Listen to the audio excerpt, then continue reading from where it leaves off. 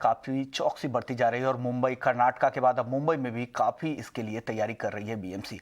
चलिए अब आगे बढ़ते हैं और कुछ और खबर का अपडेट दे देते हैं कि प्रधानमंत्री नरेंद्र मोदी आज देहरादून के दौरे पर हैं और इस दौरान पीएम मोदी उत्तराखंड को 18,000 करोड़ की योजनाओं की सौगात देने वाले हैं। इनमें कई योजनाओं का शिलान्यास होगा तो कई योजनाओं का लोकार्पण करेंगे। प्रधानमंत्री नरेंद्र मोदी दिल्ली देहरादून एक्सप्रेसवे का भी शिलान्यास करेंगे। ईपीई जंक्शन से देहरादून तक 175 किलोमीटर लंबा ये एक्सप्रेसवे करीब 8,600 करोड़ की लागत से तैयार होगा। इस दौरान प्रधानमंत्री परेड ग्राउंड में एक जनसभा को भी संबोधित करेंगे, लेकिन इस जनसभा से पहले लोगों का क्या रिएक्शन है इस जनसभा को लेकर वो सुन लेते हैं। प्रधानमंत्री नरेंद्र मोदी आज उत्तराखंड को एक बड़ी सौगात देने जा रहे हैं। लगभग 18,000 करोड़ की परियोजनाओं का उद्घाटन और शिलान्यास प्रधानमंत्री नरेंद्र मोदी आज देहरादून में करने वाले हैं।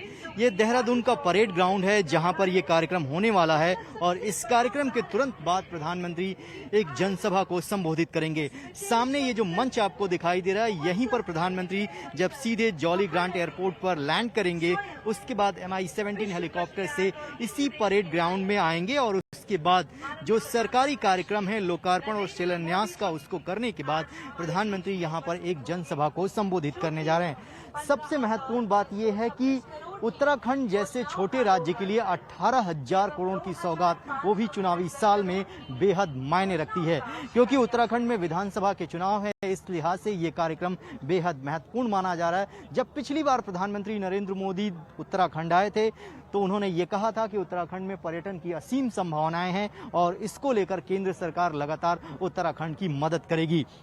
जानकारी ये मिल रही है कि दिल्ली से लेकर देहरादून तक जो इकोनॉमिक कॉरिडोर है उसको 8300 करोड़ की लागत से बनाया जाएगा और इसके साथ ही दिल्ली से देहरादून की जो दूरी है वो घटकर सिर्फ 2.5 घंटे की रह जाएगी।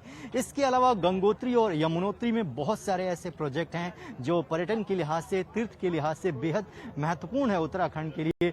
उसके भी कार्यक्रम यहाँ पर रखे गए हैं। कई ऐसे प्रोजेक्ट हैं जो पूरे हो चुके हैं और बहुत सारे ऐसे प्रोजेक्ट हैं जिनका आज शिलान्यास प्रधानमंत्री नरेंद्र मोदी करने वाले हैं।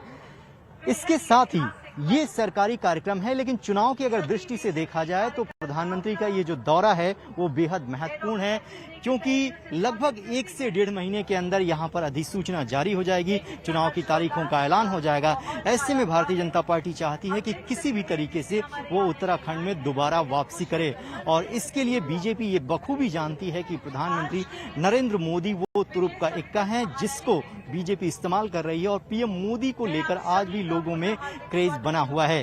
लेकिन जिस तरीके से 2 मुख्यमंत्रियों को तुरंत बदलना पड़ा उत्तराखंड में भारतीय जनता पार्टी को, वो मैसेज गलत गया और उसको कंट्रोल करने के लिए प्रधानमंत्री के चेहरे को यहां पर इस्तेमाल किया जा रहा है। लेकिन आम आदमी पार्टी और कांग्रेस पार्टी भी पुरजोर तरीके से यहां पर प्रयास कर रही है कि वो इस चुनाव में बीजेपी को हराने में कामयाब हो। अब देखना यह है कि जनता किस पर भरोसा करती है, लेकिन इन सब के बीच आज उत्तराखंड के लोगों के लिए बड़ा दिन, क्योंकि प्रधानमंत्री उत्तराखंड को 18,000 करोड़ की सौगात देने जा रहे हैं। और तीनों कृषि कानूनों